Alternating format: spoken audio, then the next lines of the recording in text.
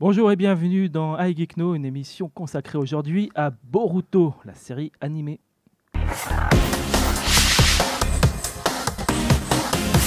Naruto s'est terminé depuis un bon moment déjà, le manga s'est terminé en 2015 je crois. La série animée, elle s'est terminée il y a peu de temps en avril, mais la suite est déjà là. Je crois que je ne spoil personne en disant que Naruto a un fils qui s'appelle Boruto. Et depuis quelques semaines déjà, il vit ses aventures sur l'écran de nos ordinateurs, de nos mobiles, avec Boruto, Naruto de Next Generation. C'est long. Alors, ça valait la peine de me dire qu'on parlait pas du nom complet. Si, on va revenir dessus. Mais pour l'instant, Boruto, à part le fils de Naruto, c'est qui, c'est quoi, il fait quoi exactement ?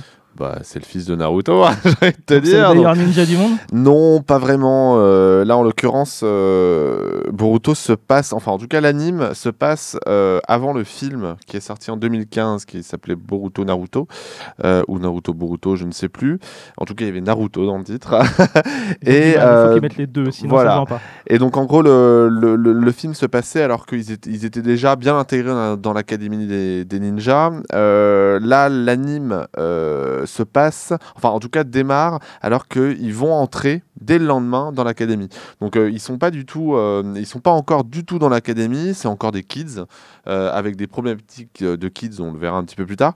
Donc du coup ça revient un peu aux origines en quelque sorte de Boruto en tant que ninja, et mais aussi sur la relation un peu compliquée entre lui et son père justement, qui est le 7e Hokage. Qui a été pas mal teasé avant avec le film et tout ça. Du coup, ça se passe, c'est une préquelle au film. Le manga, lui, il se place où dans tout ça ? Eh ben, le manga, ça raconte le film, en fait. Donc, il y a le tome 1 qui est sorti au mois de février, et le tome 2 arrive au mois de juillet en France. Donc, ça se concentre vraiment sur les, on va dire, ouais, en apportant un peu plus de détails, mais en tout cas sur l'histoire du film. Donc, on se doute bien que l'anime va finir à un moment donné par rejoindre les événements du film, mais voilà, enfin le film c'est 2 heures, je crois, 1h45, donc on aura vite fait le tour, sachant qu'un épisode de Boruto fait à peu près 22 minutes.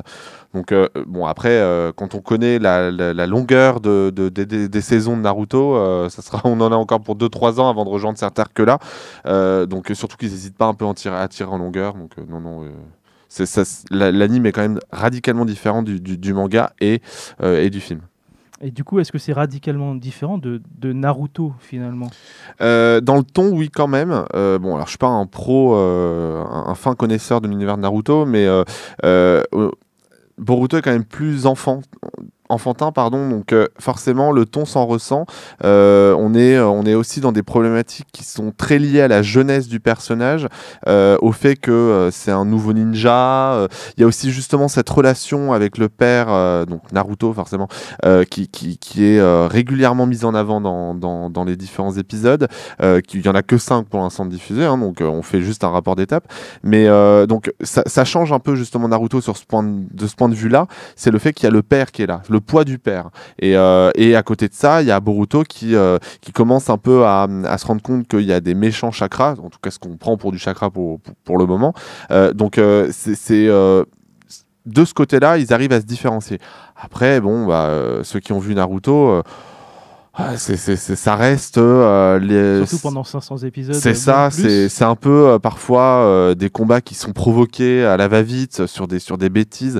Genre je crois que c'est l'épisode 3 ou 4, non, l'épisode 4, où justement ils en viennent à se battre parce que ils veulent pas partager un sandwich, tu vois. Donc quand on arrive là, tu te dis bon, ok, mais à côté, même si c'est pas forcément des justifications très passionnantes, les épisodes arrivent un peu à sortir du lot, et les autres épisodes, notamment l'épisode 3 et 2, sont vraiment intéressants. Du coup, on dirait qu'ils essaient de renouveler en fait leur fanbase avec un public plus jeune. Est-ce qu'ils abandonnent le public plus vieux pour toi ? Est-ce que c'est bien pour tout le monde ou Je pense que oui, ils essaient d'attirer un public plus jeune, qu'ils ont perdu en fait avec Naruto quand il est devenu adulte.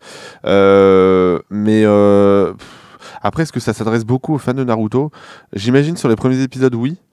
Faudra voir sur la suite de la saison, mais non, je pense pas. Je pense qu'un fan de Naruto, il va pas forcément trouver son compte énormément dans Boruto.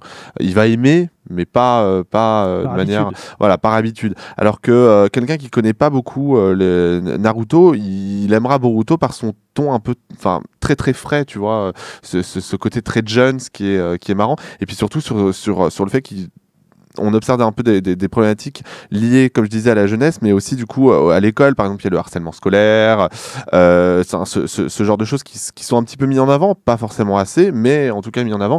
Et ça, on n'avait pas accès à ça dans Naruto. Là, tout l'univers de Naruto, qu'avait mis en place Naruto, est finalement très peu mis en avant. Pour l'instant, on est sur des sujets très terre à terre, voilà, très très actuels dans la société japonaise et même occidentale. Ok, donc pour les jeunes fans de Boruto et les fans de Naruto qui sont devenus parents. Voilà, et qui ont envie un peu peut-être de faire découvrir Naruto, mais du point de vue, auprès de leurs enfants, par exemple, si c'est bien aussi. C'est parce que Boruto, justement, voilà, c'est très enfant, donc ça ira pour un public jeune. Si vraiment vous voulez un ton un peu plus adulte, c'est toujours un peu compliqué quand on parle de Naruto, mais restez sur Naruto, forcément.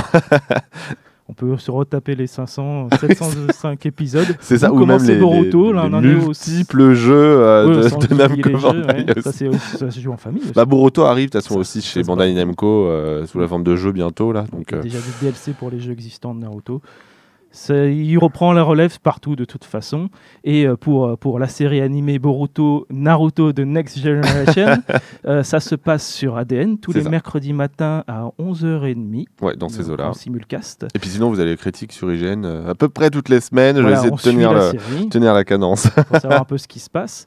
Et puis on se retrouve sur IGN France pour d'autres critiques de séries animées, d'autres points de vue sur ce qui se passe sur ADN, Crunchyroll ou Wakanim. À bientôt sur IGN France. Ciao. Salut.